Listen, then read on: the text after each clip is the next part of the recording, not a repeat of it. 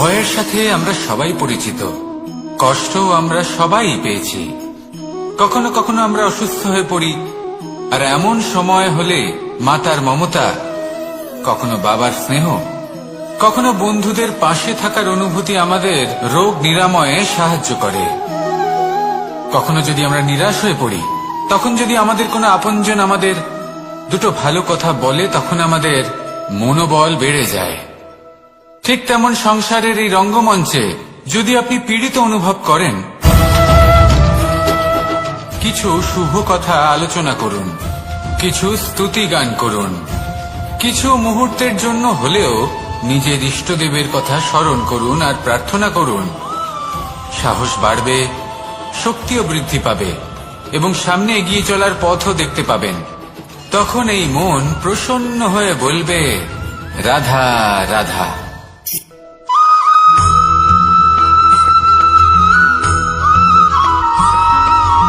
ফিরে আসছিলেন এবং তাদের ফেরার পথে হঠাৎ করে কোথাও থেকে একটি বাছুর চলে এলো। এই দুই বোন ভয়ভীত হয়ে গেলেন আর তাদের হাত থেকে সেই আটা পড়ে গেল, মাটিতে মিশে গেল। এবার এই পুরো ঘটনাক্রমে যদি কারোর বিন্দুমাত্র লাভ হয়ে থাকে, বিন্দুমাত্র আনন্দ পেয়ে থাকে, তাহলে সে কে? সেই ছোট বোন, যিনি মাঝে মাঝেই গমের দানা তুলছিলেন এবং খাচ্ছিলেন। কিছুটা হলেও উনি আনন্দ লাভ করেছিলেন। এবার এরকমই হলো আমাদের জীবনে ভক্তি এবং ভালোবাসা সংক্রান্ত বিষয়। মানুষ নিজের জীবনের দৈনিক কাজে এতটাই ব্যস্ত হয়ে পড়েন, প্রত্যেকদিন শুধু কাজ কাজ কাজ কাজ করতে থাকেন, আর তাতে ভক্তি এবং ভালোবাসার জন্য সময় বার করতেই পারেন না। দেখুন, জীবনে ভক্তি আর প্রেমের এই যে ছোট ছোট মুহূর্ত আছে, এগুলো যদি আপনি যাপন করতে পারেন, তাহলে তাতেই আপনি তৃপ্তি লাভ করবেন। বাকি সবই আপনার ব্যর্থ বলেই মনে হবে। জীবনে যখনই আপনি কোনো কাজ করবেন, ঈশ্বরের প্রতি সমর্পিত হয়ে সেই কাজ করুন। আর যখনই সময় পাবেন, তাহলে সেই সময় নিজের আপনজনদের দিন, যাদের আপনি ভালোবাসেন। তাদের প্রতি যত্নবান হন, তাদের শুভাকাঙ্ক্ষী হন।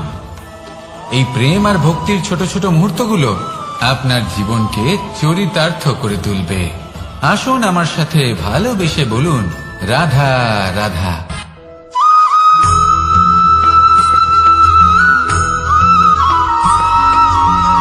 মানুষের মানসিকতা এমন হয় যে সে যতটা করে আশা করে যে তার থেকে অনেক বেশি তার বদলে সে পাবে।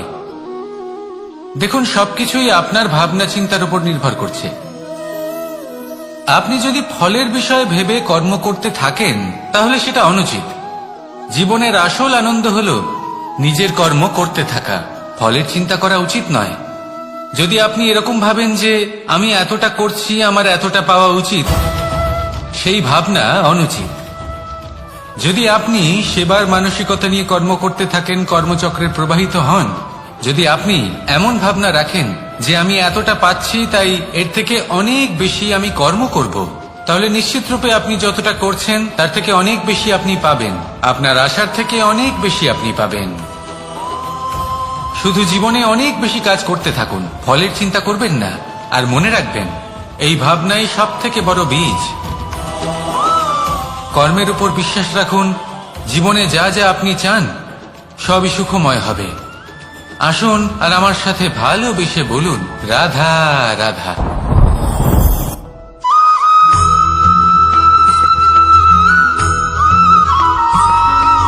প্রত্যেক মানুষ নিজের জীবনে হীরক তথা হীরে এবং দর্পণ, এই দুই দেখেছেন। এই দুই হলো সাদা এবং এরা দুজনেই আলোর প্রতিফলন ঘটায় এবং এরা দুজনেই উজ্জ্বল হয়ে ওঠে। আপনি হয়তো মনে মনে ভাবছেন যে এটা কি ধরনের তুলনা করছি। একটা হীরে তো রত্ন, তার মূল্য দর্পণের থেকে অনেক গুণ বেশি। কিন্তু হীরে থাকাতে দর্পণের মূল্য কিন্তু কোনো অংশে কমে যায় না, তাই না? মানুষ যখন হীরে নিজের হাতে নেয়, তখন সবার আগে কি খোঁজে? দর্পণ, যাতে তার মধ্যে দিয়ে দেখে সে বুঝতে পারে যে সেই হীরে আদৌ তার শোভাবর্ধন করছে কিনা, তাকে ভালো দেখাচ্ছে কিনা, প্রসাধনের জন্য সেটা ব্যবহার করা ঠিক হবে কিনা। অর্থাৎ হীরের উপস্থিতিতে দর্পণের গুরুত্ব কম হলো না, দর্পণের কারণে হীরের মূল্য বোঝা গেল। আমাদের জীবনেও ঠিক এরকমই ঘটে। আপনারা যদি সংসারে নিজের আশেপাশে দেখেন, এমন অনেক মানুষ দেখতে পাবেন যারা নিজেদের ক্ষেত্রে মহান স্থানে পৌঁছেছেন, নিপুণ এবং শ্রেপণ হয়ে থাকেন, তাহলে নিজেকে ছোট মনে করবেন না। আসুন আর আমার সাথে ভালোবেসে বলুন, রাধা রাধা।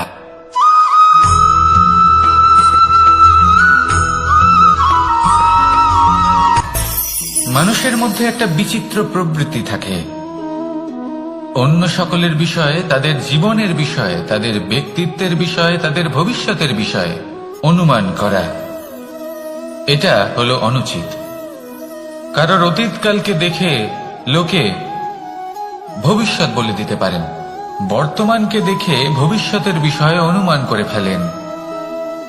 উদাহরণ দিতে হলে বলবো, কোনো দাসকে দেখুন, ওকে দেখে লোকে বলে যে ওর ভবিষ্যৎ সেটাই হতে পারে, অনুমান করে ফেলেন।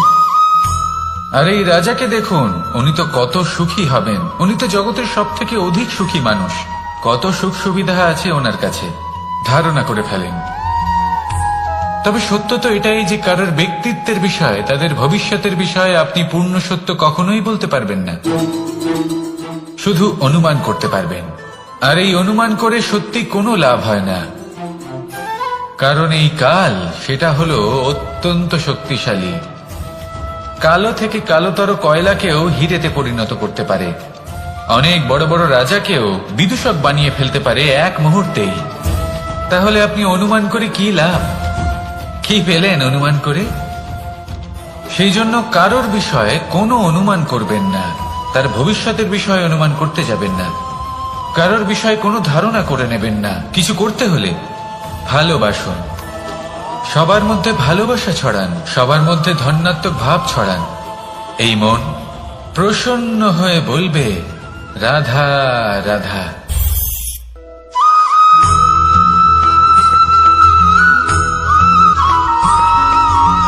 এই সংসারে সব থেকে বড় ব্যক্তি কে? আপনি বলবেন, এই কেমন ধরনের প্রশ্ন? কিন্তু এটা হলো সব থেকে উচিত প্রশ্ন। কেউ এর উত্তর দেবে যে সেই মহাপ্রতাপী রাজা, তিনি হলেন সব থেকে বড় ব্যক্তি, সেই বড় রাজনীতিবিদ, তিনি সব থেকে বড় ব্যক্তি। আমি আপনাকে জানাই যে সংসারের সব থেকে বড় ব্যক্তি হলেন তিনি, যার সাথে দেখা করলে আপনি নিজেকে ছোট মনে করবেন না। কোন ব্যক্তি যিনি সব থেকে বেশি শক্তিশালী, আপনি যদি তার সামনে যান, তাহলে উনি আপনার অন্তরের শক্তিকে বাইরে বের করে আনবে, আপনার অন্তরে লুকিয়ে থাকা শক্তিকে জাগ্রত করতে প্রেরণা প্রদান করবে। তিনি হলেন বড় ব্যক্তি, তিনি হলেন মহান ব্যক্তি। তিনি নন যিনি নিজের বল এবং ঐশ্বর্য দ্বারা আপনাকে তার সামনে ছোট প্রমাণ করবেন। এবং সেই জন্য মহাদেব আমার আরাধ্য হলেন আমার খুব প্রিয়। কারণ রাজা হোক বা ফকির, কেউ যদি ওনার সামনে যান তাহলে সে নিজেকে ছোট মনে করেন না। আপনিও যদি জীবনে অনেক বড় হতে চান, তাহলে কাউকে কখনো নিজেকে ছোট মনে করতে দেবেন না, তার অন্তরে বড় হয়ে ওঠার প্রেরণা প্রদান করুন। আসুন আমার সাথে ভালোবেসে বলুন, রাধা রাধা।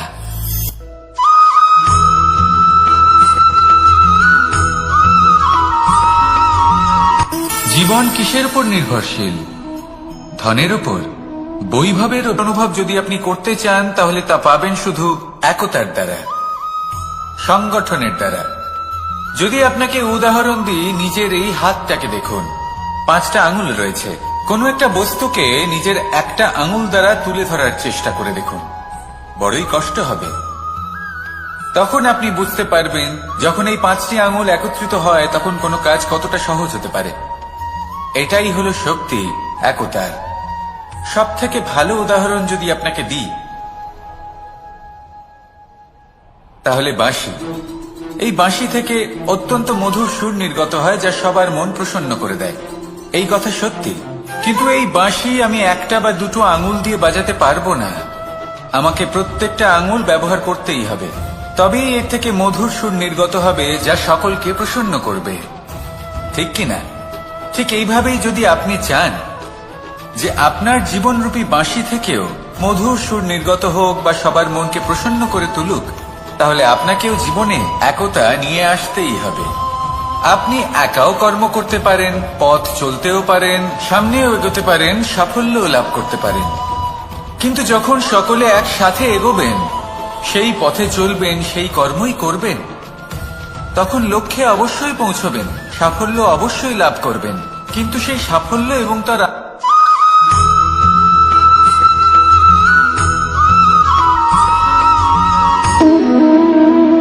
সম্পর্ক হলো আমাদের জীবনের একটি আধার। কিছু সম্পর্ক এমন যা আমরা জন্মসূত্রে লাভ করি, যেমন পরিবার, মা, বাবা। কিছু সম্পর্ক আছে যা আমরা জীবনে অর্জন করে থাকি, তা সে প্রেমের হোক, স্নেহের হোক বা বন্ধুত্বের। এই সকল সম্পর্ক লাভ করার বা গড়ে তোলার 5টি ধাপ রয়েছে।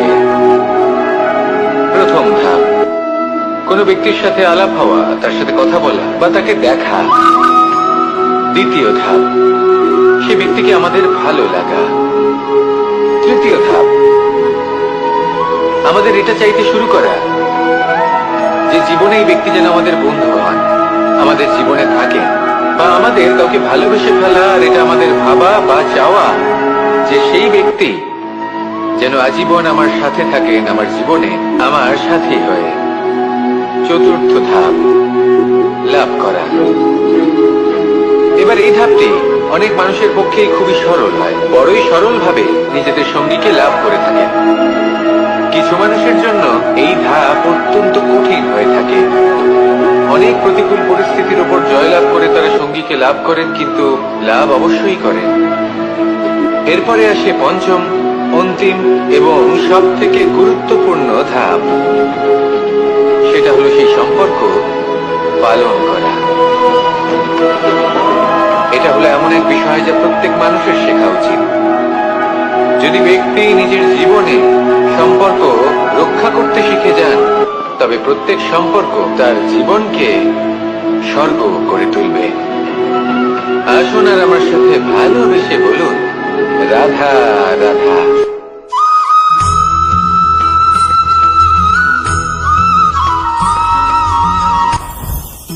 জীবনে কিছু শেখা অত্যন্ত গুরুত্বপূর্ণ। এবার কি কি শিখতে হবে সেই সব শেখানোর জন্য অনেক শিক্ষক রয়েছেন, কিন্তু কি শিখবেন না আর কি করবেন না, এটা আমাদের নিজের অভিজ্ঞতা দিয়ে শিখতে হয়। কিন্তু তার মানে এটা নয় যে যদি আপনাকে শিখতে হয় যে আগুনের তাপ কতটা, আপনাকে আগুনের মধ্যে হাত দিতে হবে। না, অন্য কারোর অভিজ্ঞতা দ্বারাও শিখতে পারেন। প্রশ্ন শুধুমাত্র একটাই যে আপনি কি শিখতে চান নাকি চান না। যদি আপনি এটাই ভাবেন যে আমি শুধুই নিজের অভিজ্ঞতা দ্বারাই শিখতে চাই, তাহলে জীবনকাল ছোট মনে হবে, অনেক কিছুই শিখতে পারবেন না। তাই নিজের সাথে সাথে বড়দের অভিজ্ঞতা দ্বারাও শেখা শুরু করে দিন। এই সংসারের অভিজ্ঞতা দ্বারা শিখতে শুরু করে দিন। আর এটা নিশ্চিত রূপে শেখা আবশ্যক যে কখন কি করবেন না, কোথায় থামতে হবে আর কোথায় থামবেন না। তাহলে আসুন আর আমার সাথে ভালোবেসে বলুন, রাধা রাধা।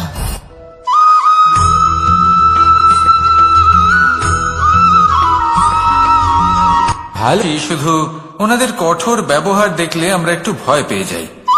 এবার ওনাদের এই কঠোর ব্যবহার আমাদের ভালো না লাগলেও অত্যন্ত আবশ্যক, কারণ মাতার থেকে আমরা যে শক্তি লাভ করি তা যেন নিয়ন্ত্রণ হারিয়ে বিধ্বংসী না হয়ে ওঠে। আমরা যেন কোনো কুপথে না চলে যাই, আমরা কখনো যেন দোষ না করে ফেলি। শুধু সেই জন্য পিতা এবং গুরু একটু কঠোর হয়ে ওঠেন, এবং ওনাদের এই কঠোর আচরণ ভবিষ্যতে গিয়ে আমরা অবশ্যই বুঝতে পারি। জীবনে কিছু বছর আমরা এগিয়ে যাই আর তারপর আমরা বুঝতে পারি যে বাবা এবং গুরু আমাদের যথেষ্ট ভালোবাসতেন, কিন্তু ওনাদের ভালোবাসার বহিঃপ্রকাশ আলাদা। প্রয়োজনীয় হলো এটা দেখার, এটা বোঝার যে শুরু থেকে আমাদের প্রতি ওনাদের আচরণ কেমন ছিল। ওনাদের কঠোর হওয়ার পেছনে ওনাদের ভালোবাসাটা বোঝার চেষ্টা করুন, ওনাদের চিন্তাটা বোঝার চেষ্টা করুন, ওনাদের পথপ্রদর্শনের আড়ালে আপনার ভবিষ্যতের জন্য যে পরিকল্পনা ওনারা করেছেন সেটা বোঝার চেষ্টা করুন। তখন আপনারা বুঝতে পারবেন ওনাদের ভালোবাসাকে। আপনার মনের মধ্যে আপনা থেকেই ওনাদের প্রতি সম্মান জেগে উঠবে। নিজের পিতা এবং নিজের গুরু এই দুজনের প্রতি কৃতজ্ঞতা প্রকাশ করুন আর আমার সাথে ভালোবেসে বলুন, রাধা রাধা।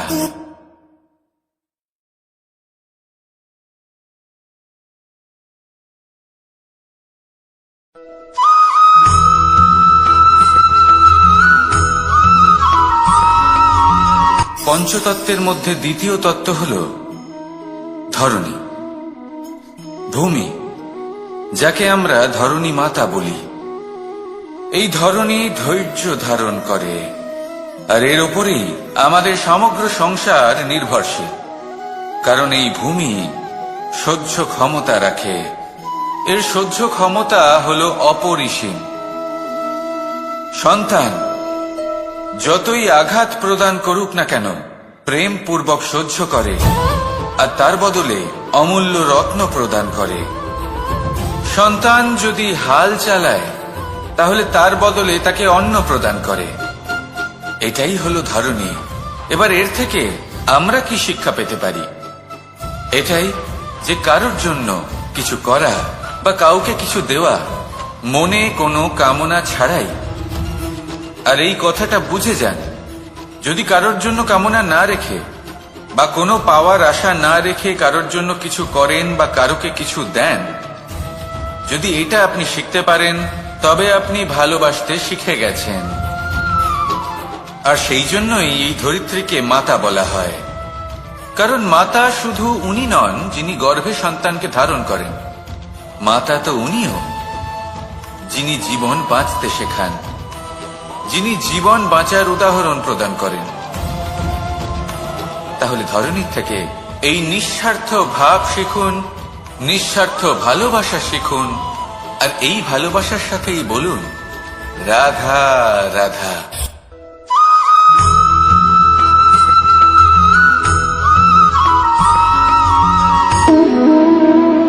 সম্পর্ক হলো আমাদের জীবনের একটি আধার। কিছু সম্পর্ক এমন যা আমরা জন্মসূত্রে লাভ করি, যেমন পরিবার, মা, বাবা। কিছু সম্পর্ক আছে যা আমরা জীবনে অর্জন করে থাকি, তা সে প্রেমের হোক, স্নেহের হোক বা বন্ধুত্বের। এই সকল সম্পর্ক লাভ করার বা গড়ে তোলার 5টি ধাপ রয়েছে। প্রথম ধাপ, কোনো ব্যক্তির সাথে আলাপ হওয়া, তার সাথে কথা বলা বা তাকে দেখা। দ্বিতীয় ধাপ, সে ব্যক্তিকে আমাদের ভালো লাগা। তৃতীয় ধাপ, আমাদের এটা চাইতে শুরু করা যে জীবনে এই ব্যক্তি যেন আমাদের বন্ধু হন, আমাদের জীবনে থাকেন, বা আমাদের কাউকে ভালোবেসে ফেলা। আর এটা আমাদের ভাবা বা চাওয়া যে সেই ব্যক্তি যেন আজীবন আমার সাথে থাকেন, আমার জীবনে আমার সাথী হয়ে। চতুর্থ ধাপ, লাভ করা। এবার এই ধাপটি অনেক মানুষের পক্ষে খুবই সরল হয়, বড়ই সরল ভাবে নিজেদের সঙ্গীকে লাভ করে থাকেন। কিছু মানুষের জন্য এই ধাপ অত্যন্ত কঠিন হয়ে থাকে। অনেক প্রতিকূল পরিস্থিতির উপর জয়লাভ করে তারা সঙ্গীকে লাভ করেন, কিন্তু লাভ অবশ্যই করেন। এরপরে আসে পঞ্চম, অন্তিম এবং সব থেকে গুরুত্বপূর্ণ ধাপ। সেটা হলো সেই সম্পর্ক পালন করা। এটা হলো এমন এক বিষয় যা প্রত্যেক মানুষের শেখা উচিত। যদি ব্যক্তি নিজের জীবনে সম্পর্ক রক্ষা করতে শিখে যান, তবে প্রত্যেক সম্পর্ক তার জীবনকে স্বর্গ করে তুলবে। আসুন আর আমার সাথে ভালোবেসে বলুন, রাধা রাধা।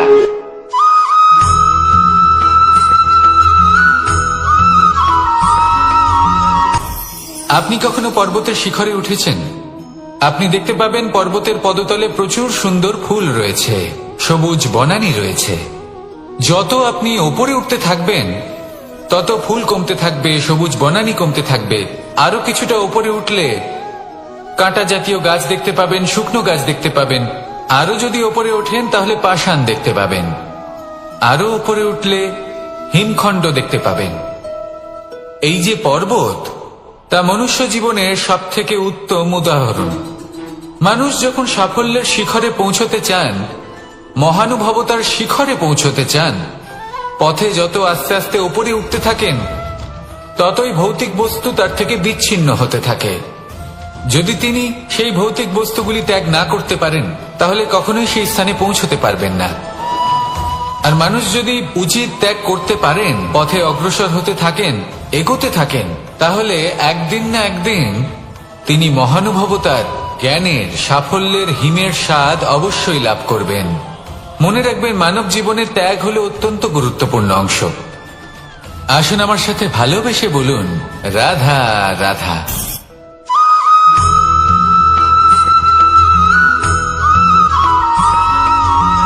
মানুষের মানসিকতা এমন হয় যে সে যতটা করে আশা করে যে তার থেকে অনেক বেশি তার বদলে সে পাবে।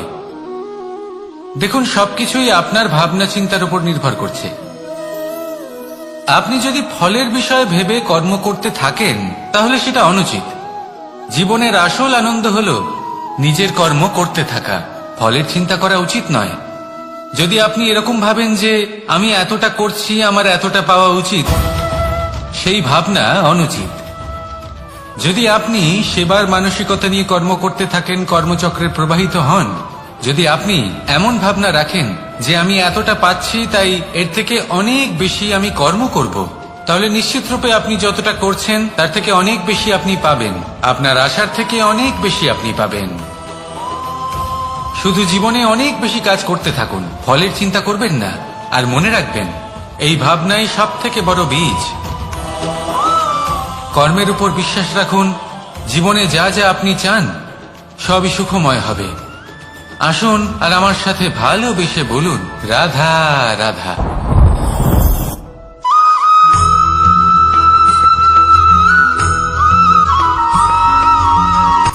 সূচের শেষে একটি ছিদ্র থাকে যার দ্বারা আমরা এই সুতো পরাতে পারি, আর তারপর সূচের সাহায্যে এই সুতো দিয়ে বস্ত্র সেলাই করা যায়।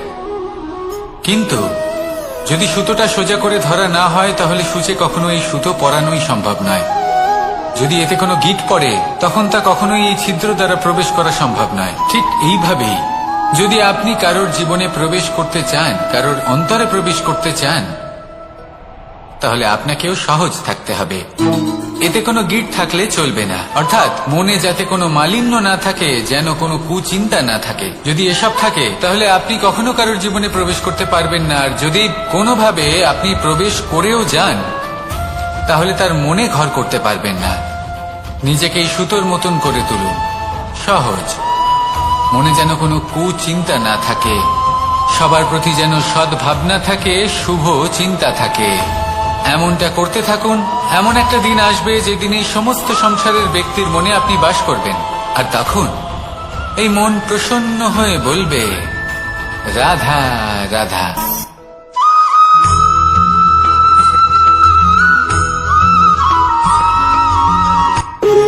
যখন মানুষের মৃত্যু হয় তখন কি হয়? অনেক সংখ্যক মানুষ শোক পালন করতে চলে আসেন। যে ব্যক্তি মৃত্যু লাভ করেছেন তার অনেক বস্তু থাকে যেগুলো তার প্রিয়, যেগুলো তিনি ব্যবহার করেছেন। তার শয্যা, তার বস্ত্র, তার আভূষণ সবকিছু তার থেকে বিচ্ছিন্ন করা হয় এবং খালি হাতে তাকে শ্মশানের উদ্দেশ্যে রওনা করা হয়। আমি আপনাকে এই প্রশ্ন করতে চাই, আপনি এই সংসারে কি অর্জন করেছেন? ধন সম্পত্তি, বস্ত্র, আভূষণ, এই সবকিছু যে আপনি অর্জন করেছেন, আপনার মৃত্যুর পরে তা আপনার থেকে দূর হয়ে যাবে। এর উত্তর হলো একটাই, আপনার কর্ম। শুধু সেটাই আছে যা একান্ত আপনার, আর শুধু সেটাই এই সংসার থেকে চলে যাওয়ার পরেও সংসারেই জীবিত থাকবে। যদি আপনি দুষ্কর্ম করেন তাহলে এই সংসার আপনাকে একটি অনুচিত উদাহরণ হিসেবে মনে রাখবে যে এই ব্যক্তি খুব পাপী ছিল, অনুচিত কর্ম করতেন। যে পথে তিনি চলেছেন সেই পথে কারোর চলা উচিত নয়। সেখানেই যদি আপনি সৎকর্ম করেন তাহলে সংসার চিরকাল এটাই বলবে যে খুব ভালো মানুষ ছিলেন, সবাইকে ভালোবাসতেন, সবাইকে সাহায্য করতেন, আমার খুব প্রিয় মানুষ ছিলেন। এটাই হলো শ্রেষ্ঠ কর্ম। সেই জন্য জীবনে শুধুমাত্র ধন সম্পত্তি, আভূষণ এই সব অর্জন করতে গিয়ে নিজের মনোনিবেশ করবেন না। শ্রেষ্ঠ কর্ম করুন। সংসার থেকে চলে যাওয়ার পরেও এই কর্মই এই সংসারে আপনাকে জীবিত রাখবে। আসুন আমার সাথে, ভালোবেসে বলুন রাধা রাধা।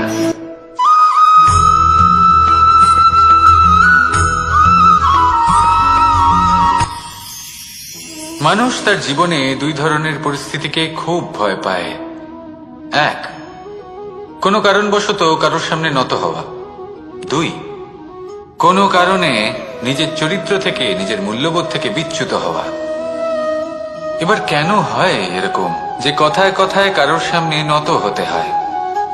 কেন বারংবার নিজের চরিত্র থেকে চ্যুত হতে হয়? এরকম কেন হয়? এটা তখনই হয় যখন আমাদের শিক্ষা এবং মূল্যবোধের অভাব থাকে। যদি মানুষের মধ্যে প্রকৃত শিক্ষা থাকে তাহলে এই সংসারে কোনো সময় এবং কারোর সামনেই নত হওয়ার কোনো প্রয়োজন নেই। যদি মানুষের মধ্যে মূল্যবোধ থাকে তাহলে তাকে নিজের মূল্যবোধ বা চরিত্র থেকে বিচ্যুত হতে হয় না, তা সে যাই হয়ে যাক না কেন। কোনো বালককে যদি জন্ম থেকেই সুশিক্ষার অধিকারী করা হয়, শিক্ষিত করা হয়, মূল্যবোধের অধিকারী করা হয়, তবে সে এই সংসারে এমন কর্ম করবে যাতে সে নিজেকে, নিজের পরিবারকে, সমগ্র সমাজকে গর্বিত করতে পারে। শিক্ষা লাভ করুন, মূল্যবোধ লাভ করুন এবং আমার সাথে ভালোবেসে বলুন রাধা রাধা।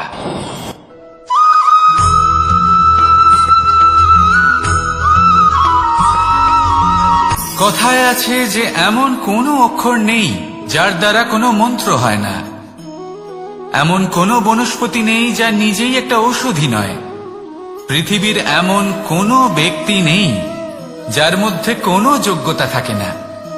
শুধু প্রয়োজন হলো যে ব্যক্তিকে আমরা খুঁজে চলেছি তাকে সঠিকভাবে চিনে নেওয়া। যদি তার যোগ্যতা, তার বিশেষত্ব আমরা বুঝতেই না পারি তাহলে আর লাভ কি রইল? এই সংসারে এমন অনেক ব্যক্তি রয়েছেন যারা ছোট ছোট অসফলতার কারণে আপনাকে এটা বলে দেবে যে আপনি কোনো কাজের নন, আপনি হলেন মূর্খ, আপনি কিছুই করতে পারবেন না। এইসব কথায় কখনোই বিশ্বাস করবেন না, কারণ আপনি এবং প্রত্যেকটি জীব এই পরমাত্মা এবং এই প্রকৃতির সৃষ্টি, যা অত্যন্ত বিশেষ। যদি আপনাকে উদাহরণ দিই তাহলে একদিকে আছে তরোয়াল, একটা বড় লম্বা তরোয়াল যার দ্বারা যুদ্ধ করা যায়, জয়লাভ করা যায়। আর অন্যদিকে রয়েছে একটা ছোট্ট সূঁচ, কিন্তু যে কাজ একটা ছোট্ট সূঁচ করতে পারে তা একটা তরোয়াল দ্বারা সম্ভব নয়। এর অর্থ হলো এটাই যে প্রত্যেকটা রচনা অত্যন্ত অমূল্য এবং অত্যন্ত বিশেষ হয়। তাহলে বিশ্বাস রাখুন যে আপনি অত্যন্ত বিশেষ একজন, আর প্রেমের সাথে বলুন রাধা রাধা।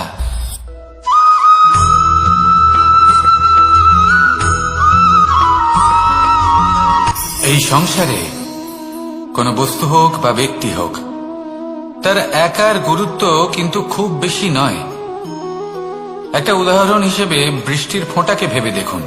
যদি একটি বৃষ্টির ফোঁটা হয় তাহলে তার খুব বেশি গুরুত্ব থাকে না, কিন্তু যখন সহস্র বৃষ্টির ফোঁটা মেঘের মধ্যে দিয়ে ঝরে পড়ে তখন সেটা বর্ষার রূপ ধারণ করে। সেই বর্ষা যা এই প্রকৃতিকে শান্ত করে।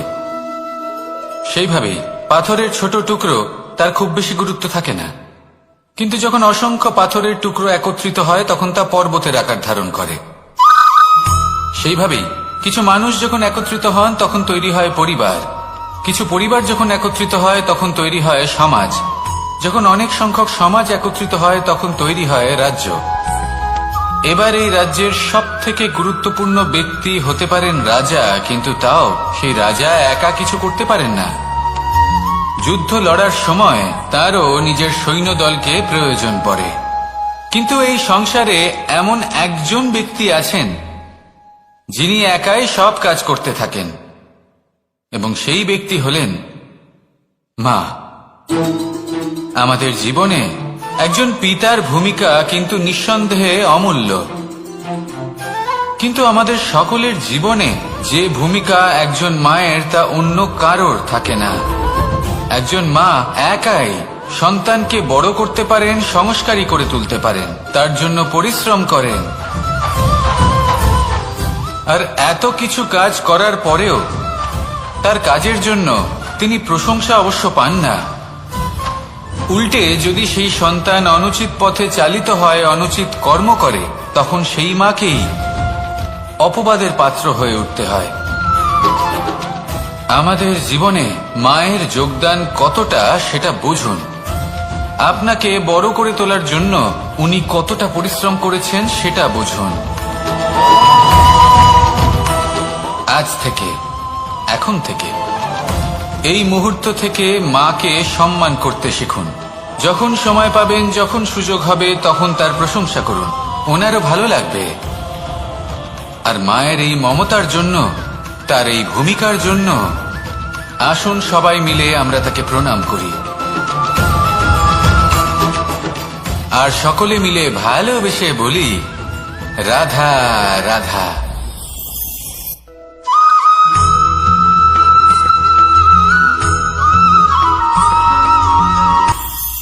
এটা হলো ধান গাছ।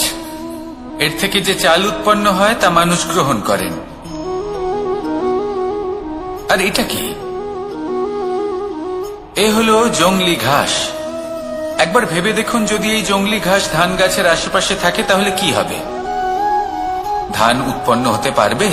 তা উৎকৃষ্ট হতে পারবে? আমরা কি তা গ্রহণ করতে পারবো? কখনোই নয়। এই জংলি ঘাস ধানকে নষ্ট করে দেবে, কিন্তু নিজে জীবিত থাকবে। এটাই হলো আজকের শিক্ষা। এই সংসারে যদি আপনি নীতির পথে চলতে চান, উচিত কর্ম করতে চান, সংসারকে সেবা করতে চান, তাহলে জংলি ঘাসের মতো ব্যক্তিদের থেকে সবসময় দূরে থাকতে হবে। সেই ব্যক্তি যারা দুর্নীতি এবং মিথ্যা দ্বারা পরিপূর্ণ, যাদের ব্যবহার অশুভ, যাদের অনেক অশুভ গুণ রয়েছে, তারা সঠিক নয়। সেই সকল ব্যক্তি যাদের চরিত্র অত্যন্ত দুষ্ট হয়, তারা হয় শুভ চরিত্রের ব্যক্তিকে একদম নষ্ট করে দেয়, নয় নিজের মতো বানিয়ে তোলে। তাই যদি আপনি নীতির পথে চলতে চান, এই সংসারের জন্য শুভ কর্ম করতে চান, তাহলে সেই সঙ্গ লাভ করুন যে সঙ্গ জ্ঞানে পরিপূর্ণ, যাদের মধ্যে অনেক গুণ আছে, যাদের থেকে প্রতিদিন কিছু শিখতে পারবেন। এমন ব্যক্তির সাথে জীবন অতিবাহিত করুন। দুরাচারীদের থেকে দূরে থাকুন। তবেই এই মন প্রসন্ন হয়ে বলবে, রাধা রাধা।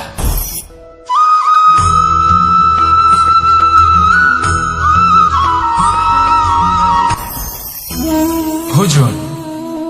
এবার ভোজন সংগ্রহ করার জন্য মানুষ কি না করেন, সব সময় চেষ্টা করতে থাকেন। ফসল উৎপাদনের জন্য অনেক পরিশ্রম করতে থাকেন, কিন্তু অনেক সময় অনেক পরিশ্রম করার পরেও ফসল ভালো উৎপাদন হয় না। এর কারণ কি? কারণ হলো এটাই যে আপনি পরিশ্রম হয়তো অনেক করেছেন, কিন্তু আপনার নজর তো সেই বীজের দিকে ছিলই না যা আপনি রোপণ করেছেন। সেই জন্য সব সময় কোনো বীজ রোপণ করার আগে তাকে পরখ করে দেখুন, তা অত্যন্ত আবশ্যক। আর সেইভাবেই যখনই কোনো কর্মের প্রশ্ন আসে, তাহলে সেখানে শুধুমাত্র পরিশ্রম যথেষ্ট নয়।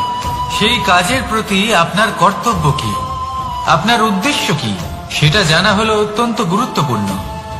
তাই কর্ম করুন, কিন্তু সেই কর্মের প্রতি আপনার যা উদ্দেশ্য তার মাহাত্ম্য বুঝতে চেষ্টা করুন। তাহলে আসুন আমার সাথে ভালোবেসে বলুন, রাধা রাধা।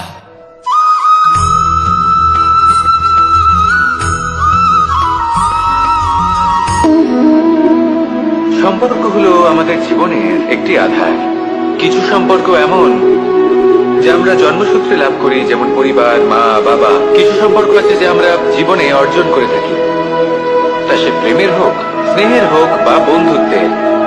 এই সকল সম্পর্ক লাভ করার বা গড়ে তোলার 5টি ধাপ রয়েছে।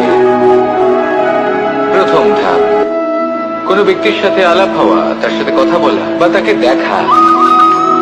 দ্বিতীয় ধাপ, সে ব্যক্তিকে আমাদের ভালো লাগা। তৃতীয় ধাপ,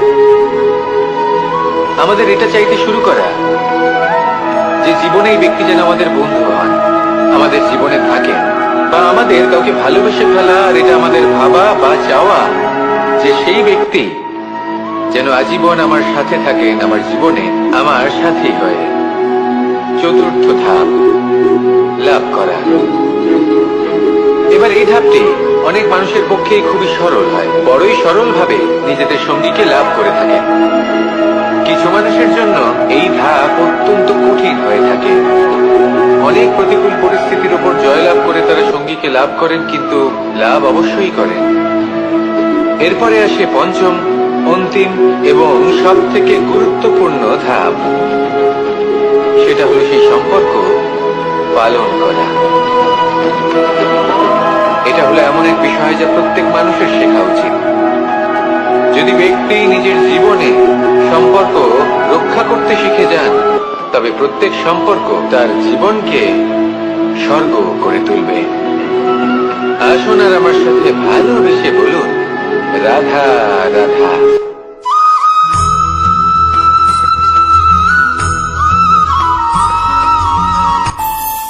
আমাদের মনে যখন কোনো প্রশ্ন ওঠে, কোনো দ্বন্দ্ব জাগে, তখন আমরা যাই আমাদের গুরুর কাছে, আমাদের আরাধ্যের কাছে গিয়ে জিজ্ঞেস করি।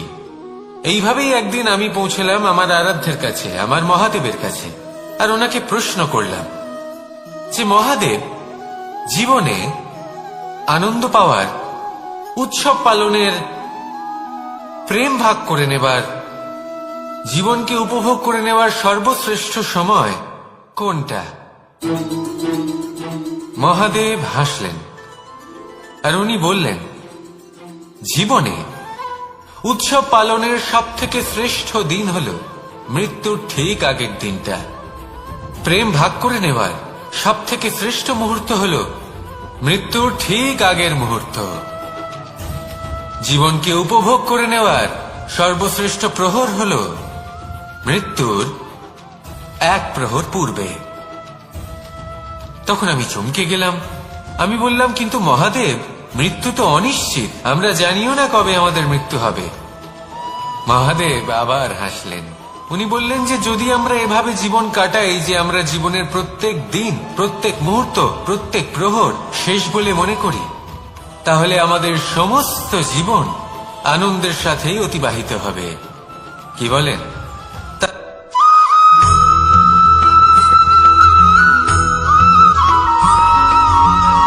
এই সংসারে কোনো বস্তু হোক বা ব্যক্তি হোক, তার একার গুরুত্ব কিন্তু খুব বেশি নয়। একটা উদাহরণ হিসেবে বৃষ্টির ফোঁটাকে ভেবে দেখুন। যদি একটি বৃষ্টির ফোঁটা হয় তাহলে তার খুব বেশি গুরুত্ব থাকে না, কিন্তু যখন সহস্র বৃষ্টির ফোঁটা মেঘের মধ্যে দিয়ে ঝরে পড়ে, তখন সেটা বর্ষার রূপ ধারণ করে। সেই বর্ষা যা এই প্রকৃতিকে শান্ত করে। সেইভাবেই পাথরের ছোট টুকরো, তার খুব বেশি গুরুত্ব থাকে না, কিন্তু যখন অসংখ্য পাথরের টুকরো একত্রিত হয় তখন তা পর্বতের আকার ধারণ করে। সেইভাবেই কিছু মানুষ যখন একত্রিত হন তখন তৈরি হয় পরিবার, কিছু পরিবার যখন একত্রিত হয় তখন তৈরি হয় সমাজ, যখন অনেক সংখ্যক সমাজ একত্রিত হয় তখন তৈরি হয় রাজ্য। এবার এই রাজ্যের সব থেকে গুরুত্বপূর্ণ ব্যক্তি হতে পারেন রাজা, কিন্তু তাও সেই রাজা একা কিছু করতে পারেন না। যুদ্ধ লড়ার সময় তারও নিজের সৈন্যদলকে প্রয়োজন পড়ে। কিন্তু এই সংসারে এমন একজন ব্যক্তি আছেন যিনি একাই সব কাজ করতে থাকেন, এবং সেই ব্যক্তি হলেন মা। আমাদের জীবনে একজন পিতার ভূমিকা কিন্তু নিঃসন্দেহে অমূল্য, কিন্তু আমাদের সকলের জীবনে যে ভূমিকা একজন মায়ের তা অন্য কারোর থাকে না। একজন মা একাই সন্তানকে বড় করতে পারেন, সংস্কারী করে তুলতে পারেন, তার জন্য পরিশ্রম করেন। আর এত কিছু কাজ করার পরেও তার কাজের জন্য তিনি প্রশংসা অবশ্য পান না। উল্টে যদি সেই সন্তান অনুচিত পথে চালিত হয়, অনুচিত কর্ম করে, তখন সেই মাকেই অপবাদের পাত্র হয়ে উঠতে হয়। আমাদের জীবনে মায়ের যোগদান কতটা সেটা বুঝুন। আপনাকে বড় করে তোলার জন্য উনি কতটা পরিশ্রম করেছেন সেটা বুঝুন। আজ থেকে, এখন থেকে, এই মুহূর্ত থেকে মাকে সম্মান করতে শিখুন। যখন সময় পাবেন, যখন সুযোগ হবে, তখন তার প্রশংসা করুন, ওনারও ভালো লাগবে। আর মায়ের এই মমতার জন্য, তার এই ভূমিকার জন্য আসুন সবাই মিলে আমরা তাকে প্রণাম করি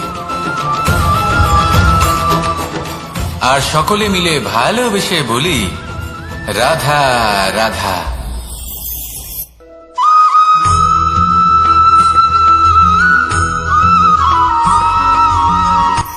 এই সংসারে সাফল্য লাভ করার জন্য জ্ঞানের প্রয়োজন হয়, পরিশ্রমের প্রয়োজন হয়, দৃঢ় নিষ্ঠার প্রয়োজন হয়, নিরন্তর চেষ্টা করা প্রয়োজনীয়।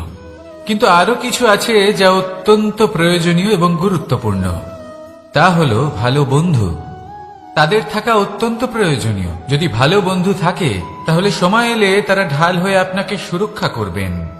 সময় এলে অস্ত্রের মতো শত্রুকে সংহারও করবেন। যদি তিনি জ্ঞানী হন, তাদের মধ্যে সদ্গুণ থাকে, তাহলে এই সব গুণ আপনার মধ্যেও প্রবেশ করবে। তাহলে সাফল্যের জন্য ভালো বন্ধু পাওয়া অত্যন্ত প্রয়োজনীয়। কিন্তু শুধু বন্ধু কেন, ভালো শত্রুও থাকা প্রয়োজনীয়। এবার আপনি ভাববেন, এ আমি কি বললাম? যদি আপনার জীবনেও ভালো অর্থাৎ শক্তিশালী শত্রু থাকে, তাহলে আপনিও শক্তিশালী হতে থাকবেন। এই শত্রু আপনাকে প্রেরিত করবে আরো বেশি শক্তিশালী হয়ে ওঠার। কখনো কোনো হরিণকে দেখুন, তীব্র গতিতে দৌড়তে থাকে। কেন তীব্র গতিতে দৌড়য়? এই কারণে নয় যে কোথাও তার জন্য মধুর ঘাস অপেক্ষা করে রয়েছে, না। সে এই কারণে তীব্র গতিতে দৌড়য় কারণ সেটা না করলে তার পেছনে একটি সিংহ আছে যে ওকে নিজের ভোজন করে ফেলবে। তাই জীবনে বিপদ, সংকট এই সবকিছুও হলো অত্যন্ত গুরুত্বপূর্ণ। তার সম্মুখীন হতে শিখুন আর আমার সাথে ভালোবেসে বলুন, রাধা রাধা।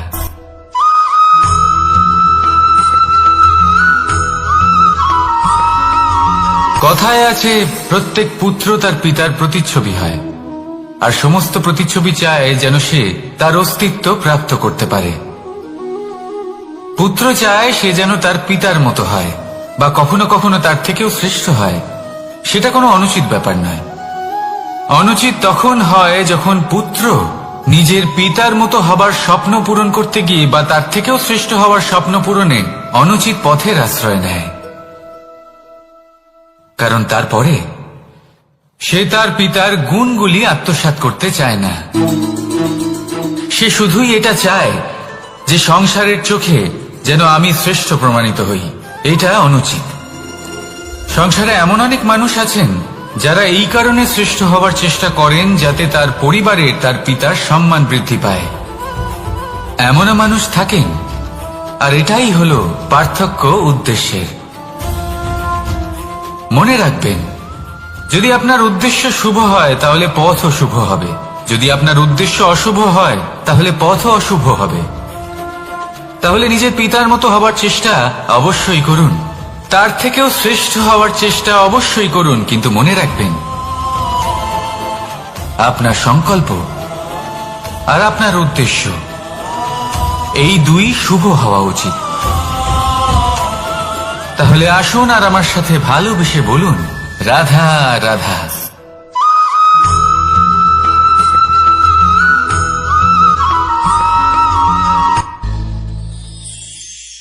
শিশিরের বিন্দু পাতার ওপর পড়ে আর তার গায়ে লেগে থাকে।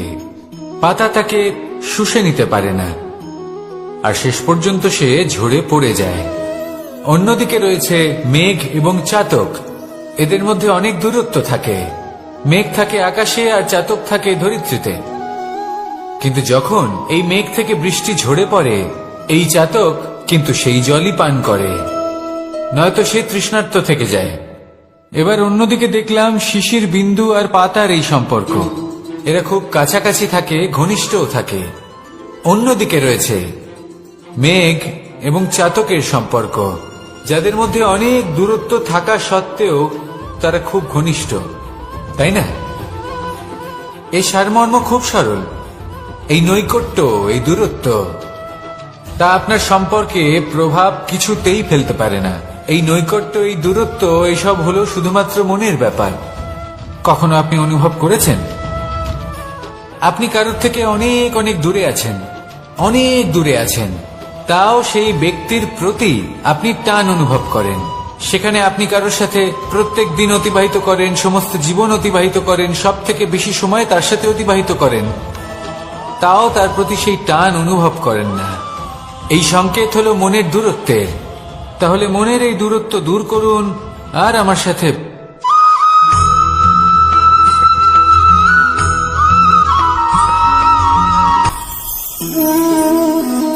শক্তি এক অত্যন্ত বিচিত্র বস্তু, বা বলতে পারেন অনুভূতি। পিতা সবসময় চান যেন তিনি তার শক্তি পুত্রকে।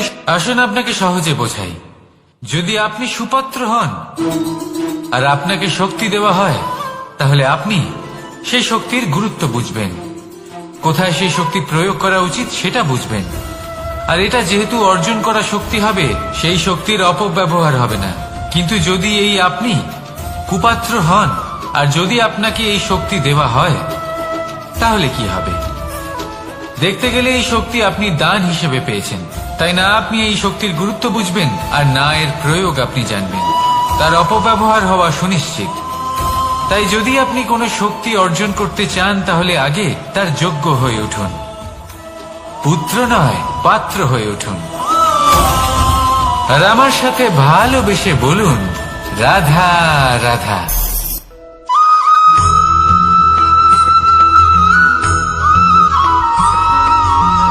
ভালো, শুধু ওনাদের কঠোর ব্যবহার দেখলে আমরা একটু ভয় পেয়ে যাই। এবার ওনাদের এই কঠোর ব্যবহার আমাদের ভালো না লাগলেও অত্যন্ত আবশ্যক, কারণ মাতার থেকে আমরা যে শক্তি লাভ করি তা যেন নিয়ন্ত্রণ হারিয়ে বিধ্বংসী না হয়ে ওঠে। আমরা যেন কোনো কুপথে না চলে যাই, আমরা কখনো যেন দোষ না করে ফেলি। শুধু সেই জন্য পিতা এবং গুরু একটু কঠোর হয়ে ওঠেন, এবং ওনাদের এই কঠোর আচরণ ভবিষ্যতে গিয়ে আমরা অবশ্যই বুঝতে পারি। জীবনে কিছু বছর আমরা এগিয়ে যাই আর তারপর আমরা বুঝতে পারি যে বাবা এবং গুরু আমাদের যথেষ্ট ভালোবাসতেন, কিন্তু ওনাদের ভালোবাসার বহিঃপ্রকাশ আলাদা। প্রয়োজনীয় হলো এটা দেখার, এটা বোঝার যে শুরু থেকে আমাদের প্রতি ওনাদের আচরণ কেমন ছিল। ওনাদের কঠোর হওয়ার পেছনে ওনাদের ভালোবাসাটা বোঝার চেষ্টা করুন, ওনাদের চিন্তাটা বোঝার চেষ্টা করুন, ওনাদের পথপ্রদর্শনের আড়ালে আপনার ভবিষ্যতের জন্য যে পরিকল্পনা ওনারা করেছেন সেটা বোঝার চেষ্টা করুন। তখন আপনারা বুঝতে পারবেন ওনাদের ভালোবাসাকে। আপনার মনের মধ্যে আপনা থেকেই ওনাদের প্রতি সম্মান জেগে উঠবে। নিজের পিতা এবং নিজের গুরু এই দুজনের প্রতি কৃতজ্ঞতা প্রকাশ করুন আর আমার সাথে ভালোবেসে বলুন, রাধা রাধা।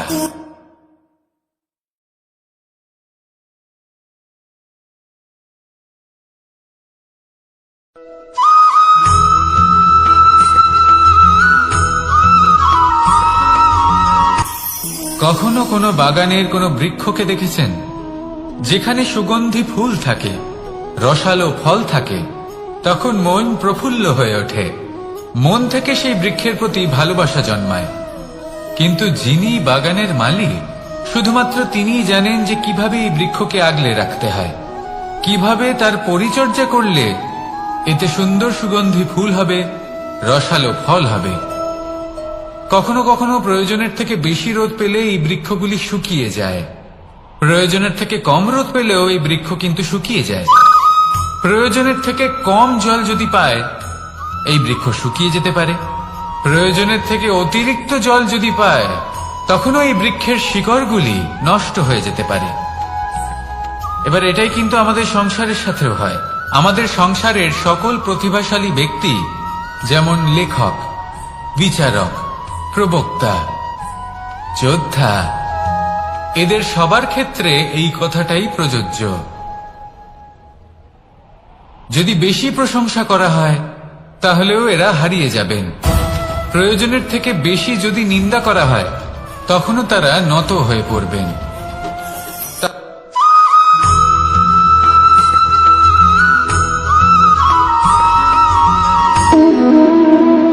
সম্পর্ক হলো আমাদের জীবনের একটি আধার। কিছু সম্পর্ক এমন যা আমরা জন্মসূত্রে লাভ করি, যেমন পরিবার, মা, বাবা। কিছু সম্পর্ক আছে যা আমরা জীবনে অর্জন করে থাকি, তা সে প্রেমের হোক, স্নেহের হোক বা বন্ধুত্বের।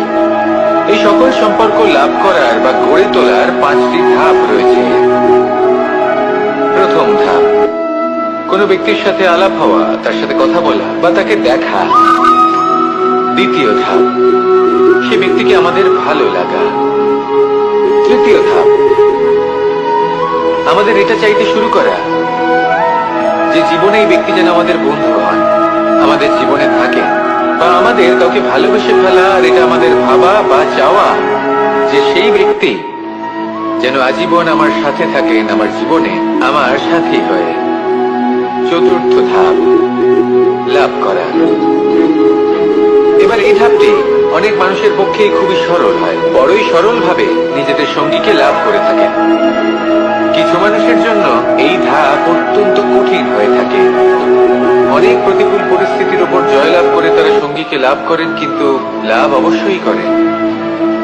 এরপরে আসে পঞ্চম, অন্তিম এবং সব থেকে গুরুত্বপূর্ণ ধাপ। সেটা হলো সেই সম্পর্ক পালন করা। এটা হলো এমন এক বিষয় যা প্রত্যেক মানুষের শেখা উচিত। যদি ব্যক্তি নিজের জীবনে সম্পর্ক রক্ষা করতে শিখে যান, তবে প্রত্যেক সম্পর্ক তার জীবনকে স্বর্গ করে তুলবে। আসুন আর আমার সাথে ভালোবেসে বলুন, রাধা রাধা।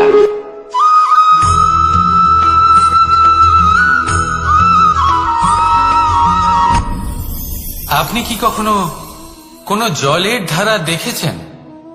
তার সামনে যতই মাটি থাকুক না কেন, যতই কাদা থাকুক না কেন, যখন এই জলের ধারা বইতে আরম্ভ করে দেয়, তাহলে নিজের মনের, নিজের ভাবনার, নিজের জীবনের যত অনাবশ্যক তত্ত্ব আছে, অনুপযোগী অংশ রয়েছে, অর্থাৎ অপরিষ্কার অংশ রয়েছে, তা নিজে থেকেই নির্মল হয়ে উঠবে।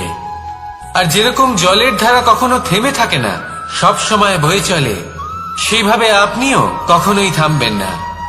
সবসময় বয়ে চলুন, এগোতে থাকুন। পথে যদি অনেক বিপদ আসে, সমস্যা আসে, থামবেন না, তার উপর নিরন্তর প্রহার করুন, নিরন্তর প্রয়াস করুন আর অগ্রসর হন। আপনি ভেবে দেখুন, এই জলের ধারা কখনো থেমে থাকে না, সবসময় বয়ে চলে, বিপদের সম্মুখীন হয়ে তাকে সাথে বয়ে নিয়ে চলে। সেই জন্য জলের ধারা, প্রবাহমান এই ধারা, এর থেকে কখনো দুর্গন্ধ আসে না, এতে কখনো ময়লা জমতে পারে না, বরং পালিত হয় সুন্দর প্রাণবন্ত জীবজন্তু, যেমন সুন্দর ছোট মাছ। তাই আপনিও এটাই করুন, কখনো থামবেন না, শুধু চলতে থাকুন, জলের ধারার মতো বইতে থাকুন। আপনি আপনার লক্ষ্য অবশ্যই খুঁজে পাবেন, আর তার সাথে নিজের অন্তরের যে মালিন্য রয়েছে তা আপনি নিজেই নিজের থেকে দূরে করে দেবেন। তাহলে আসুন আর আমার সাথে ভালোবেসে বলুন, রাধা রাধা।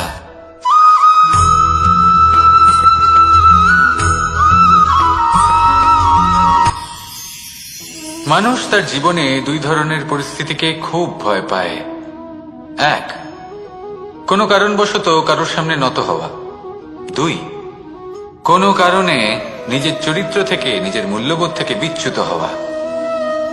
এবার কেন হয় এরকম যে কথায় কথায় কারোর সামনে নত হতে হয়? কেন বারংবার নিজের চরিত্র থেকে চ্যুত হতে হয়? এরকম কেন হয়? এটা তখনই হয় যখন আমাদের শিক্ষা এবং মূল্যবোধের অভাব থাকে। যদি মানুষের মধ্যে প্রকৃত শিক্ষা থাকে, তাহলে এই সংসারে কোনো সময় এবং কারোর সামনেই নত হওয়ার কোনো প্রয়োজন নেই। যদি মানুষের মধ্যে মূল্যবোধ থাকে, তাহলে তাকে নিজের মূল্যবোধ বা চরিত্র থেকে বিচ্যুত হতে হয় না, তা সে যাই হয়ে যাক না কেন। কোনো বালককে যদি জন্ম থেকেই সুশিক্ষার অধিকারী করা হয়, শিক্ষিত করা হয়, মূল্যবোধের অধিকারী করা হয়, তবে সে এই সংসারে এমন কর্ম করবে যাতে সে নিজেকে, নিজের পরিবারকে, সমগ্র সমাজকে গর্বিত করতে পারে। শিক্ষা লাভ করুন, মূল্যবোধ লাভ করুন এবং আমার সাথে ভালোবেসে বলুন, রাধা রাধা।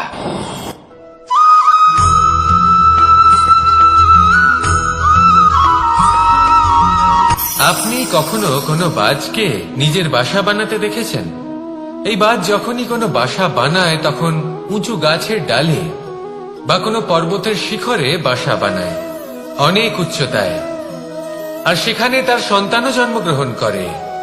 যখন এই সন্তানেরা জন্মায় তখন এই বাজ খুবই ভালোবেসে এবং খুব সাবধানে এদের পালন পোষণ করে, নিজের ঠোঁট দিয়ে তাদের ঠোঁটে খাবার পরিবেশন করে।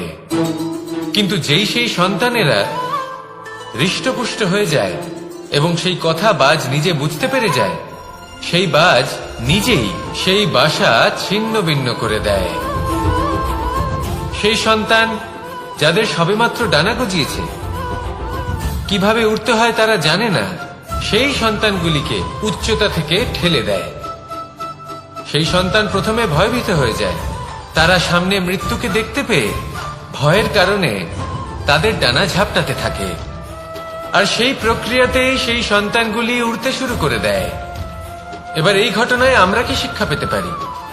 এটাই, যদি আপনি মাতা পিতা হন তাহলে নিজের সন্তানকে অবশ্যই স্নেহ করুন, কিন্তু তাদেরকে নিজের আঁচলের তলায় বেঁধে রাখবেন না।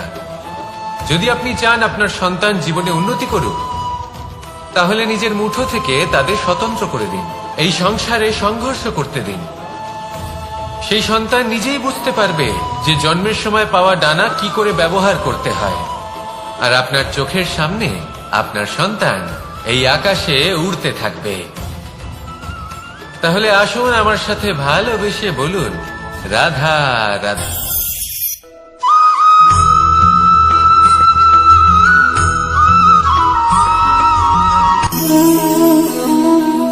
নিয়তি। রাধা আমাকে বলে, কৃষ্ণ, যদি তুমি জানো যে নিয়তিতে কি আছে তাহলে তাকে বদলে দাও না কেন? মহাদেব আমাকে বলেন যে শ্রীকৃষ্ণ, যদি আপনি এটা জানেন যে সাম্বের নিয়তি এটাই, তাহলে আপনি তাকে বদলানোর চেষ্টা কেন করেন? কেন? কারণ আমি একজন পিতা, আর পিতার কর্তব্য এটাই, তিনি যেন সম্ভাব্য সব চেষ্টা করেন নিজের সন্তানের মঙ্গলের জন্য। নিয়তি আমি জানি, কিন্তু এটাও আমি জানি যে কর্মের থেকে বড় আর কোনো নিয়তি হতে পারে না।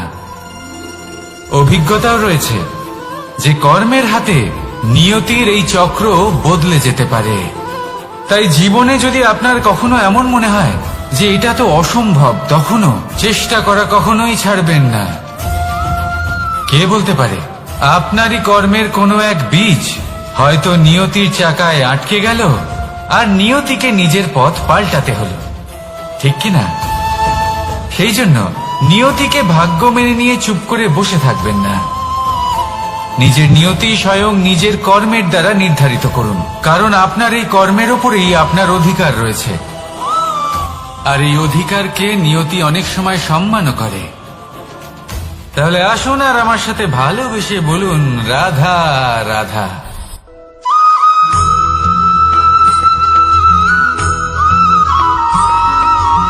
কখনো কখনো আমরা ভাবি যে কোনো ব্যক্তি যিনি ধর্মের পথে চলেছেন, যদি তার দ্বারা কোনো ভুল হয়ে থাকে তাহলে নিয়তি তাকে সেই মুহূর্তেই কঠোর শাস্তি দেন। কিন্তু সেই সব মানুষ যারা সংসারের সবথেকে বড় অধর্মী, বহু নিকৃষ্ট মানের কাজ করেন, তাদের নিয়তি অনেক সুযোগ দেন। তাদের নিয়তি এরকম কঠোর প্রহার করেন না।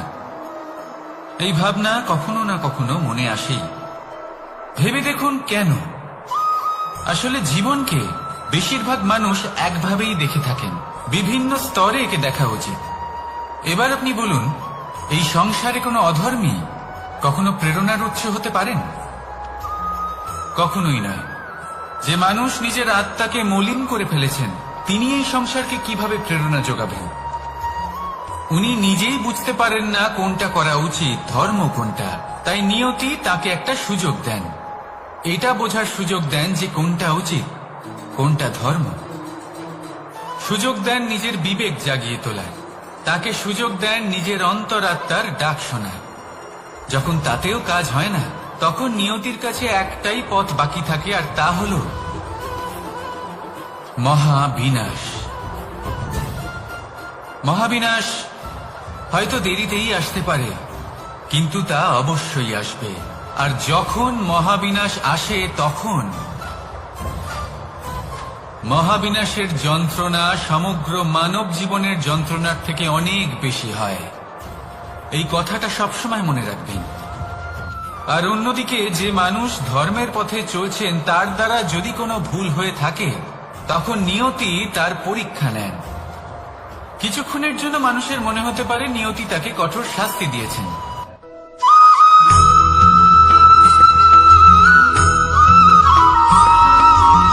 এই সংসারে কখনো কোনো ব্যক্তিকে তার বাইরের পোশাক দেখে বিচার করার চেষ্টা করবেন না। এটা খুব বড় ভুল করবেন। যেমন আমরা জীবনে অনেক সময় এমন করি, ধরুন কোথাও একটা গাছ দেখলাম, খুব বিশাল আকারের একটা গাছ, যেটা মাটির থেকে অনেক উঁচুতে পৌঁছে গেছে, যার বিশাল শাখা আছে। সেগুলো দেখে আমরা ভাবি যে এই গাছে হয়তো কত সুস্বাদু ফল আছে। আমরা সেই গাছের পরিচর্যা করতে থাকি।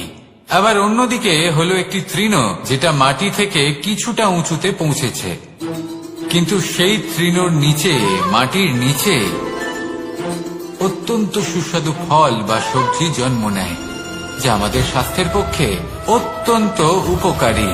সেই জন্য কখনো আবরণ দেখে কাউকে বিচার করতে চেষ্টা করবেন না। তার বদলে এটা বোঝার চেষ্টা করুন যে আপনার সামনে যে ব্যক্তি আছে বা বস্তু আছে তার বিশেষত্ব কি।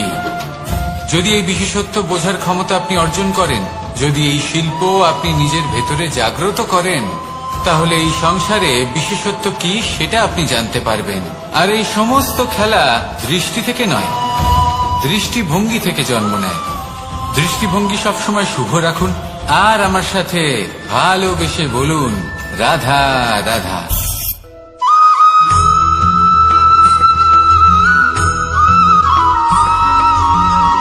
পুরুষার্থ। শাস্ত্রে 4 ধরনের পুরুষার্থের কথা বলা হয়েছে। প্রথম হলো ধর্ম। আপনি কি জানেন এই ধর্ম আসলে কি? আপনার কি মনে হয় ধর্ম আসলে কি? কোনো বিশেষ ঈশ্বরকে মানাই কি ধর্ম বলা হয়? নাকি কোনো বিশেষ রীতি পালন করাই হলো ধর্ম? নাকি কোনো বিশেষ সাহিত্যকে সর্বশ্রেষ্ঠ মনে করাই হলো ধর্ম?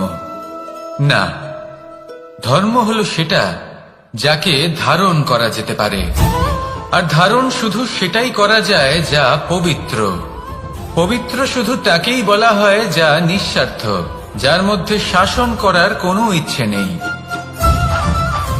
যা সরলভাবেই প্রবাহমান, জল এবং বায়ুর মতো। যখন কোনো ব্যক্তি ধর্মকে ধারণ করেন এবং সেই ধর্ম সেই ব্যক্তিকে রক্ষা করে, তখন তাকে ধর্ম বলা হয়।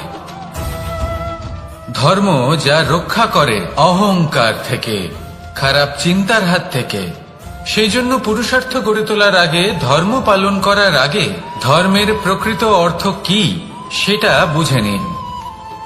এটা জেনে রাখুন যে সমস্ত ধর্মের আধার, সমস্ত ধর্মের ভিত শুধুমাত্র ভালোবাসা। আসুন আর এই ভালোবাসার সাথেই বলুন, রাধা রাধা।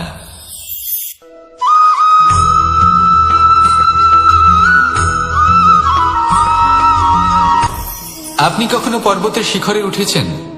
আপনি দেখতে পাবেন পর্বতের পদতলে প্রচুর সুন্দর ফুল রয়েছে, সবুজ বনানী রয়েছে। যত আপনি উপরে উঠতে থাকবেন তত ফুল কমতে থাকবে, সবুজ বনানী কমতে থাকবে। আরো কিছুটা উপরে উঠলে কাঁটা জাতীয় গাছ দেখতে পাবেন, শুকনো গাছ দেখতে পাবেন। আরো যদি উপরে ওঠেন তাহলে পাষাণ দেখতে পাবেন। আরো উপরে উঠলে হিমখণ্ড দেখতে পাবেন। এই যে পর্বত, তা মনুষ্য জীবনের সব থেকে উত্তম উদাহরণ। মানুষ যখন সাফল্যের শিখরে পৌঁছতে চান, মহানুভবতার শিখরে পৌঁছতে চান, পথে যত আস্তে আস্তে উপরে উঠতে থাকেন, ততই ভৌতিক বস্তু তার থেকে বিচ্ছিন্ন হতে থাকে। যদি তিনি সেই ভৌতিক বস্তুগুলি ত্যাগ না করতে পারেন, তাহলে কখনোই সেই স্থানে পৌঁছতে পারবেন না।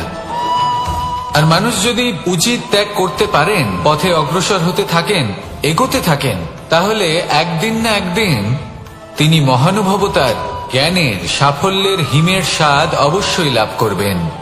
মনে রাখবেন, মানব জীবনে ত্যাগ হলো অত্যন্ত গুরুত্বপূর্ণ অংশ। আসুন আমার সাথে ভালোবেসে বলুন, রাধা রাধা।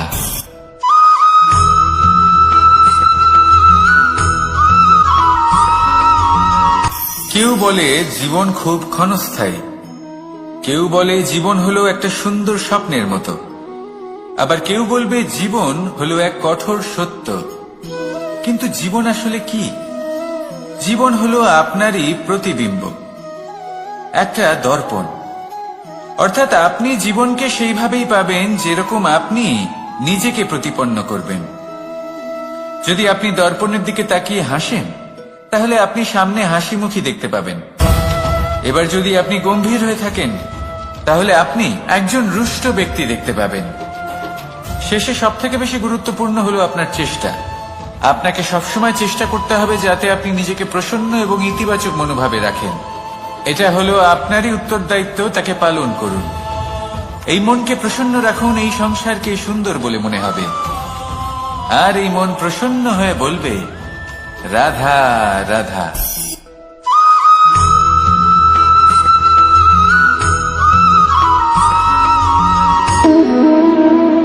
সম্পর্ক হলো আমাদের জীবনের একটি আধার। কিছু সম্পর্ক এমন যা আমরা জন্মসূত্রে লাভ করি, যেমন পরিবার, মা, বাবা। কিছু সম্পর্ক আছে যা আমরা জীবনে অর্জন করে থাকি, তা সে প্রেমের হোক, স্নেহের হোক বা বন্ধুত্বের। এই সকল সম্পর্ক লাভ করার বা গড়ে তোলার 5টি ধাপ রয়েছে। প্রথম ধাপ, কোনো ব্যক্তির সাথে আলাপ হওয়া, তার সাথে কথা বলা বা তাকে দেখা।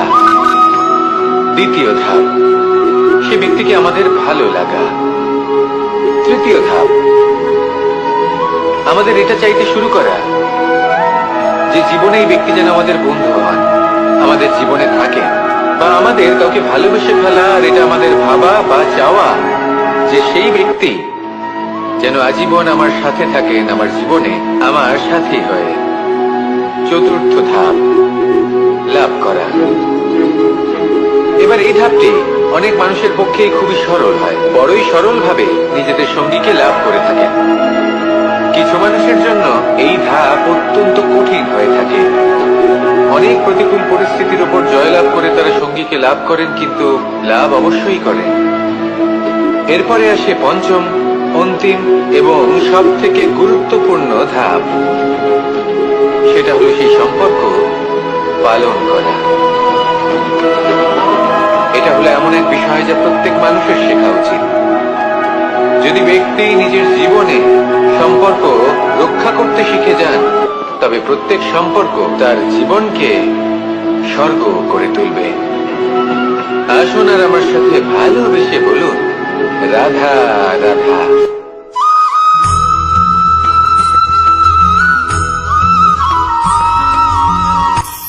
কখনো কোনো বাগানের কোনো বৃক্ষকে দেখেছেন যেখানে সুগন্ধি ফুল থাকে, রসালো ফল থাকে? তখন মন প্রফুল্ল হয়ে ওঠে, মন থেকে সেই বৃক্ষের প্রতি ভালোবাসা জন্মায়।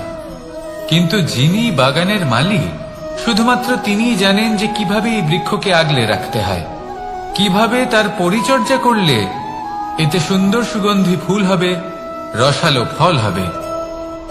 কখনো কখনো প্রয়োজনের থেকে বেশি রোদ পেলে এই বৃক্ষগুলি শুকিয়ে যায়, প্রয়োজনের থেকে কম রোদ পেলেও এই বৃক্ষ কিন্তু শুকিয়ে যায়। প্রয়োজনের থেকে কম জল যদি পায়, এই বৃক্ষ শুকিয়ে যেতে পারে। প্রয়োজনের থেকে অতিরিক্ত জল যদি পায়, তখনও এই বৃক্ষের শিকড়গুলি নষ্ট হয়ে যেতে পারে। এবার এটাই কিন্তু আমাদের সংসারের সাথেও হয়। আমাদের সংসারের সকল প্রতিভাশালী ব্যক্তি, যেমন লেখক, বিচারক, প্রবক্তা, যোদ্ধা, এদের সবার ক্ষেত্রে এই কথাটাই প্রযোজ্য। যদি বেশি প্রশংসা করা হয়, তাহলেও এরা হারিয়ে যাবেন। প্রয়োজনের থেকে বেশি যদি নিন্দা করা হয়, তখনও তারা নত হয়ে পড়বেন।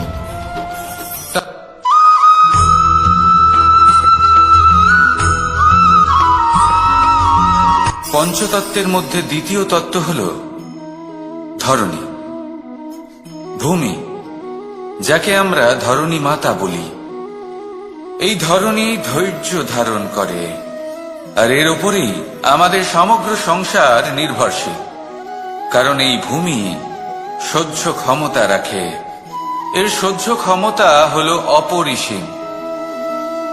সন্তান যতই আঘাত প্রদান করুক না কেন, প্রেম পূর্বক সহ্য করে, আর তার বদলে অমূল্য রত্ন প্রদান করে।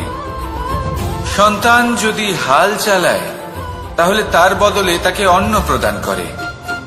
এটাই হলো ধরনী। এবার এর থেকে আমরা কি শিক্ষা পেতে পারি? এটাই যে কারোর জন্য কিছু করা বা কাউকে কিছু দেওয়া মনে কোনো কামনা ছাড়াই। আর এই কথাটা বুঝে যান, যদি কারোর জন্য কামনা না রেখে বা কোনো পাওয়ার আশা না রেখে কারোর জন্য কিছু করেন বা কারোকে কিছু দেন, যদি এটা আপনি শিখতে পারেন তবে আপনি ভালোবাসতে শিখে গেছেন। আর সেই জন্যই এই ধরিত্রীকে মাতা বলা হয়, কারণ মাতা শুধু উনি নন যিনি গর্ভে সন্তানকে ধারণ করেন, মাতা তো উনিও যিনি জীবন বাঁচতে শেখান, যিনি জীবন বাঁচার উদাহরণ প্রদান করেন। তাহলে ধরনীর থেকে এই নিঃস্বার্থ ভাব শিখুন, নিঃস্বার্থ ভালোবাসা শিখুন, আর এই ভালোবাসার সাথেই বলুন রাধা রাধা।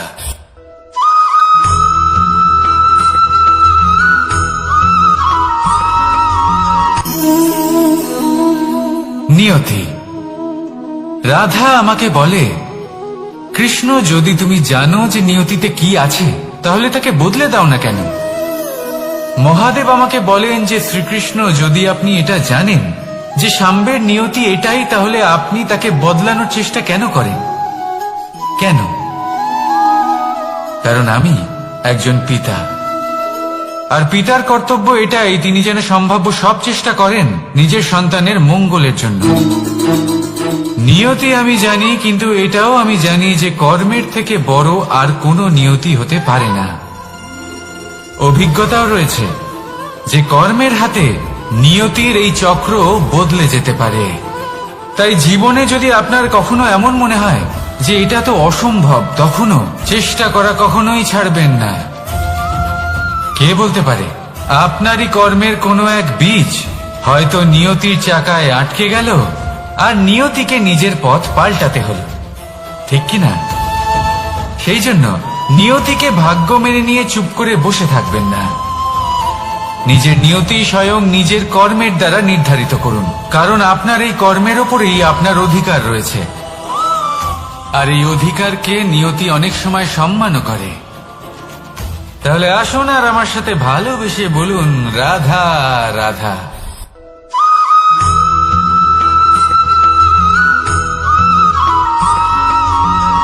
মানুষ ভাবেন যে ধন অর্জন করা হলো অত্যন্ত গুরুত্বপূর্ণ। তিনি আজীবন ধন অর্জন করতে থাকেন, ধন অর্জন করার চেষ্টা করতে থাকেন। সে যাই হয়ে যাক না কেন, পরিশ্রম করতে থাকেন। স্বাস্থ্যের দিকে নজর দেন না, না উচিত সময় খাবার খান, না উচিত সময় ঘুমোতে যান, না পর্যাপ্ত সময় পর্যন্ত ঘুমন, কিছুই না। ধন অর্জন করতেই থাকেন, করতেই থাকেন। আর কিছু সময় পরে যখন তিনি অসংখ্য ধন লাভ করে ফেলেন, তখন তার সাথে ওনার শরীরে অনেক রোগ বাসা বাঁধে। এইসব রোগের উপচার করতে করতে সেই সমস্ত ধন যা উনি অর্জন করেছেন তা তিনি ব্যয় করে ফেলেন। শেষ পর্যন্ত কি হয়? আমরা যেভাবে এসেছি ঠিক সেইভাবেই ফিরে যাই, ধন এখানেই থেকে যায়। দেখুন, একটা অত্যন্ত গুরুত্বপূর্ণ কথা রয়েছে যে আপনার বোঝা উচিত। এই যে ধন, তার ব্যবহার করুন জীবনকে আরো ভালো করে তোলার জন্য। ধনের সদ্ব্যবহার করা উচিত, এমন যেন না হয় এই ধন আপনাকে ভোগ করে ফেলে। এই জীবনকে নিশ্চিত রূপে আরো শ্রেষ্ঠ করে তুলুন। কিন্তু এই ধন অর্জন করার এই প্রক্রিয়াতে নিজের সারা জীবনকে নষ্ট করে ফেলবেন না। এই জীবন উপভোগ করতে শিখুন, আর আমার সাথে ভালোবেসে বলুন রাধা রাধা।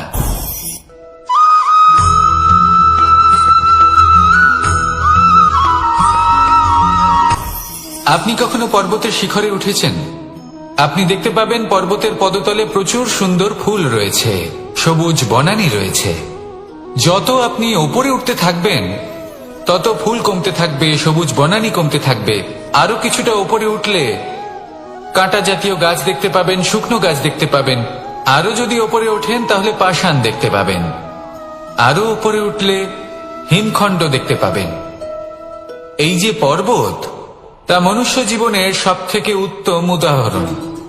মানুষ যখন সাফল্যের শিখরে পৌঁছতে চান মহানুভবতার শিখরে পৌঁছতে চান, পথে যত আস্তে আস্তে উপরে উঠতে থাকেন, ততই ভৌতিক বস্তু তার থেকে বিচ্ছিন্ন হতে থাকে। যদি তিনি সেই ভৌতিক বস্তুগুলি ত্যাগ না করতে পারেন, তাহলে কখনোই সেই স্থানে পৌঁছতে পারবেন না। আর মানুষ যদি উচিত ত্যাগ করতে পারেন, পথে অগ্রসর হতে থাকেন, এগোতে থাকেন, তাহলে একদিন না একদিন তিনি মহানুভবতার, জ্ঞানের, সাফল্যের হিমের স্বাদ অবশ্যই লাভ করবেন। মনে রাখবেন, মানব জীবনে ত্যাগ হলো অত্যন্ত গুরুত্বপূর্ণ অংশ। আসুন আমার সাথে ভালোবেসে বলুন, রাধা রাধা।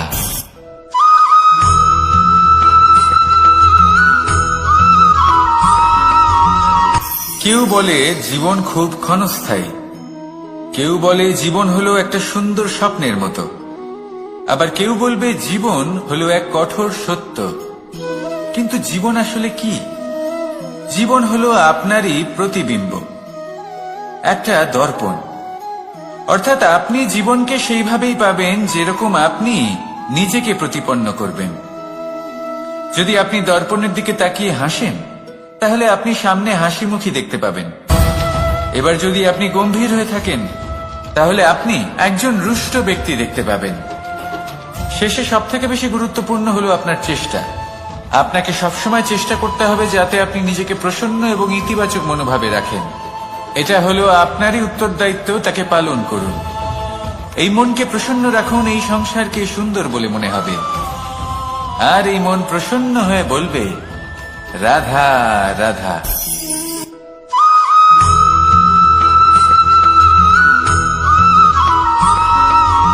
আমাদের শরীর প্রকৃতির সর্বশ্রেষ্ঠ রচনা। যে অঙ্গ প্রত্যঙ্গ আমরা লাভ করেছি, প্রত্যেকটির মধ্যে একটি নিজস্ব বার্তা রয়েছে। একটু ভেবে দেখুন, দুটি চোখ দিয়েছে দেখার জন্য, দুটি কান দিয়েছে শোনার জন্য, নাসিকাও আছে দুটি, দুটি হাত দিয়েছে দ্বিগুণ পরিশ্রম করার জন্য।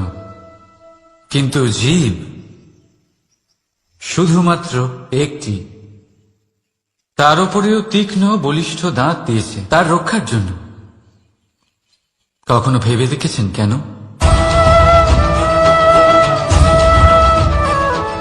কারণ শব্দ আর শব্দের প্রয়োগ মানুষের সবচেয়ে বড় অস্ত্র, যার প্রয়োগ যত ভেবেচিন্তে করা যায়, মানুষ তার জীবনে ততটাই উপরে উঠতে পারে।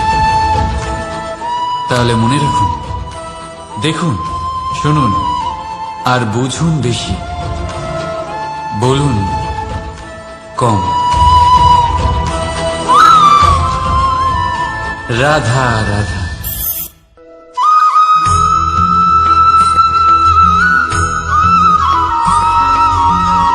জীবন কিসের উপর নির্ভরশীল? ধনের ওপর? বৈভবের অনুভব যদি আপনি করতে চান, তাহলে তা পাবেন শুধু একতার দ্বারা, সংগঠনের দ্বারা। যদি আপনাকে উদাহরণ দিই, নিজের এই হাতটাকে দেখুন, 5টা আঙুল রয়েছে। কোনো একটা বস্তুকে নিজের একটা আঙুল দ্বারা তুলে ধরার চেষ্টা করে দেখুন, বড়ই কষ্ট হবে। তখন আপনি বুঝতে পারবেন, যখন এই 5টি আঙুল একত্রিত হয়, তখন কোনো কাজ কতটা সহজ হতে পারে। এটাই হলো শক্তি, একতার। সব থেকে ভালো উদাহরণ যদি আপনাকে দিই, তাহলে বাঁশি। এই বাঁশি থেকে অত্যন্ত মধুর সুর নির্গত হয়, যা সবার মন প্রসন্ন করে দেয়। এই কথা সত্যি। কিন্তু এই বাঁশি আমি একটা বা দুটো আঙুল দিয়ে বাজাতে পারবো না। আমাকে প্রত্যেকটা আঙুল ব্যবহার করতেই হবে, তবেই এর থেকে মধুর সুর নির্গত হবে, যা সকলকে প্রসন্ন করবে। ঠিক কিনা? ঠিক এইভাবেই যদি আপনি চান যে আপনার জীবনরূপী বাঁশি থেকেও মধুর সুর নির্গত হোক বা সবার মনকে প্রসন্ন করে তুলুক, তাহলে আপনাকেও জীবনে একতা নিয়ে আসতেই হবে। আপনি একাও কর্ম করতে পারেন, পথ চলতেও পারেন, সামনেও এগোতে পারেন, সাফল্যও লাভ করতে পারেন।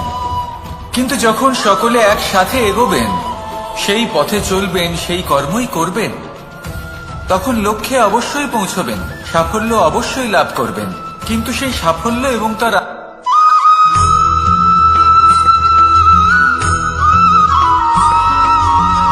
এই সংসারে সব থেকে বেশি কোমল বস্তু হলো রেশম। এই রেশম এতটাই কোমল হয় যে এর পুরো একটা থান শুধুমাত্র একটা হাতে ধরা সম্ভব। কখনো ভেবে দেখেছেন এই রেশম কিভাবে হয়? একটি কীট তার লালার দ্বারা উৎপন্ন হয়। এই কীট সেই রেশমকে পাক দিতে থাকে, পাক দিতেই থাকে আর আস্তে আস্তে তার মধ্যেই জড়িয়ে পড়ে।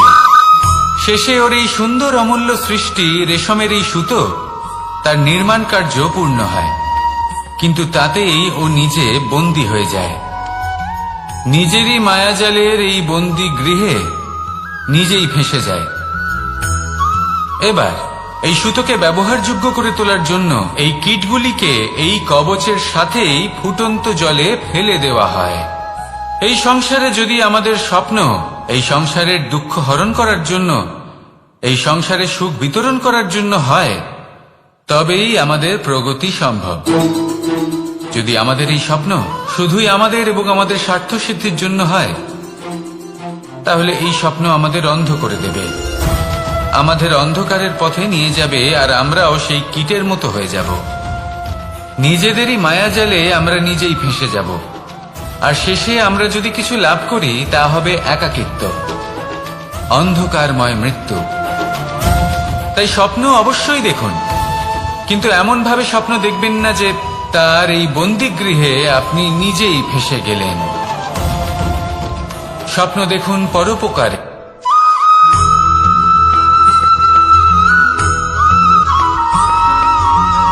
মানুষের মানসিকতা এমন হয় যে সে যতটা করে আশা করে যে তার থেকে অনেক বেশি তার বদলে সে পাবে।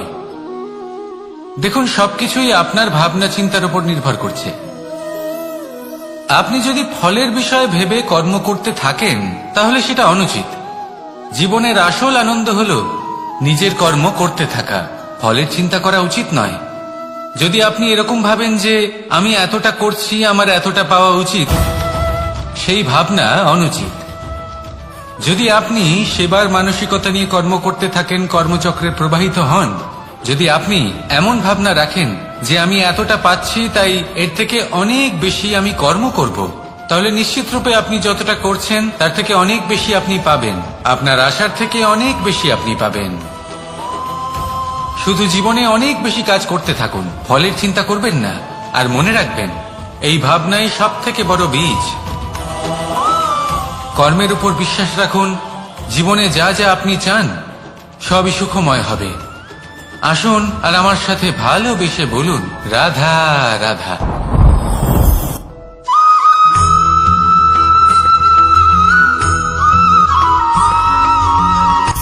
সূচের শেষে একটি ছিদ্র থাকে যার দ্বারা আমরা এই সুতো পরাতে পারি, আর তারপর সূচের সাহায্যে এই সুতো দিয়ে বস্ত্র সেলাই করা যায়। কিন্তু যদি সুতোটা সোজা করে ধরা না হয় তাহলে সূচে কখনো এই সুতো পরানোই সম্ভব নয়। যদি এতে কোনো গিঁট পড়ে তখন তা কখনোই এই ছিদ্র দ্বারা প্রবেশ করা সম্ভব নয়। ঠিক এইভাবেই যদি আপনি কারোর জীবনে প্রবেশ করতে চান, কারোর অন্তরে প্রবেশ করতে চান, তাহলে আপনাকেও সহজ থাকতে হবে। এতে কোনো গিঁট থাকলে চলবে না, অর্থাৎ মনে যাতে কোনো মালিন্য না থাকে, যেন কোনো কুচিন্তা না থাকে। যদি এসব থাকে তাহলে আপনি কখনো কারোর জীবনে প্রবেশ করতে পারবেন না। আর যদি কোনোভাবে আপনি প্রবেশ করেও যান তাহলে তার মনে ঘর করতে পারবেন না। নিজেকে এই সুতোর মতন করে তুলুন, সহজ। মনে যেন কোনো কুচিন্তা না থাকে, সবার প্রতি যেন সদ্ভাবনা থাকে, শুভ চিন্তা থাকে। এমনটা করতে থাকুন। এমন একটা দিন আসবে যেদিন এই সমস্ত সংসারের ব্যক্তির মনে আপনি বাস করবেন, আর তখন এই মন প্রসন্ন হয়ে বলবে, রাধা রাধা।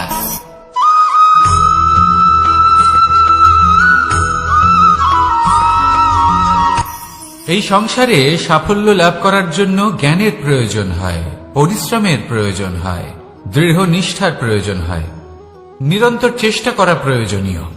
কিন্তু আরো কিছু আছে যা অত্যন্ত প্রয়োজনীয় এবং গুরুত্বপূর্ণ।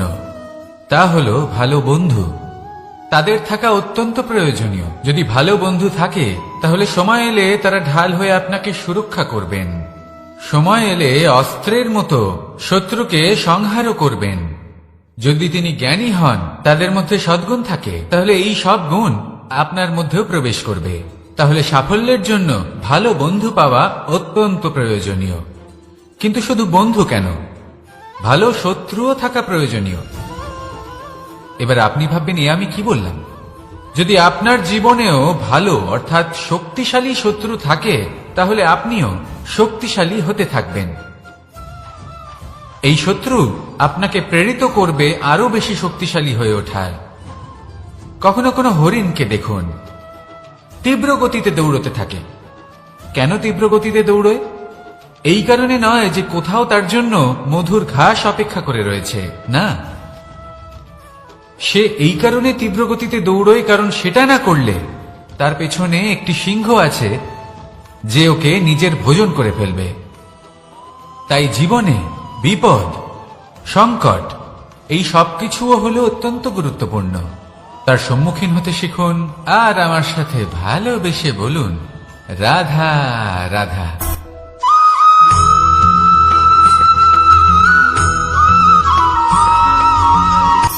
শক্তি শক্তি অর্জন করা এতটা কঠিন নয় যতটা শক্তি লাভ করার পরে সেই শক্তি সামলানো কঠিন হয়।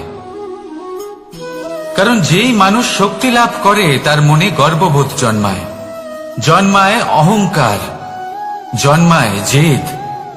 তাই শক্তি প্রাপ্ত করার সাথে বিনম্র থাকাও অত্যন্ত আবশ্যক। আর এটা আমাদের শেখা উচিত বৃক্ষের থেকে। বৃক্ষ যা আমাদের ফল দেয়, বৃক্ষ যা যত ফল দেয় ততটাই ঝুঁকে যায়। আমরা পাথর মারি ওই বৃক্ষের থেকে ফল প্রাপ্ত করার জন্য। সেই পাথরের মার সহ্য করেও বৃক্ষ আমাদের ফল দেয়। কোনো গর্ববোধ নেই, কোনো অহংকার বোধ নেই। আর সেই জন্য এই বৃক্ষের পুজো করা হয়। এটাই হলো মাহাত্ম্য শক্তির সাথে বিনম্রতার। যদি এই শক্তি সৃজন করে থাকে, সাহায্য করে থাকে, সম্বল হয়ে থাকে, তবেই সেই শক্তি উপযুক্ত।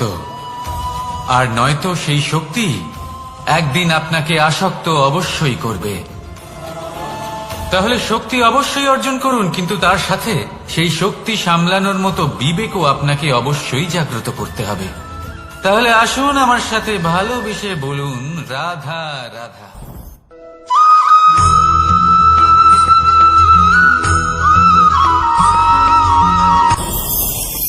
ভয়ের সাথে আমরা সবাই পরিচিত, কষ্টও আমরা সবাই পেয়েছি।